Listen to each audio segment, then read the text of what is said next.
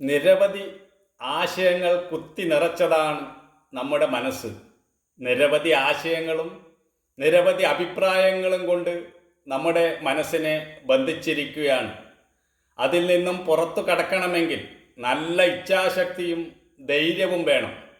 എല്ലാ കാര്യവും യാന്ത്രികമായി മാത്രം ചെയ്തു പോന്ന നമുക്ക് ഒന്ന് മാറി ചിന്തിക്കുക നന്നേ പ്രയാസമാണ്. കാരണം നമ്മൾ കടം വാങ്ങിയ അറിവുകളിലും കടം വാങ്ങിയ ചിന്തകളിലുമാണ് ജീവിക്കുന്നത്. അങ്ങനെയുള്ള മനസ്സിൽ എങ്ങനെ ഉൾക്കാഴ്ചയുണ്ടാകും? സ്വന്തമായ ഒരു കാഴ്ചപ്പാടില്ലാത്തത് കൊണ്ടാണ് നമ്മുടെ മനസ്സ് സംഘർഷഭരിതമായി തീരുന്നത്. നല്ല വ്യക്തത വേണം.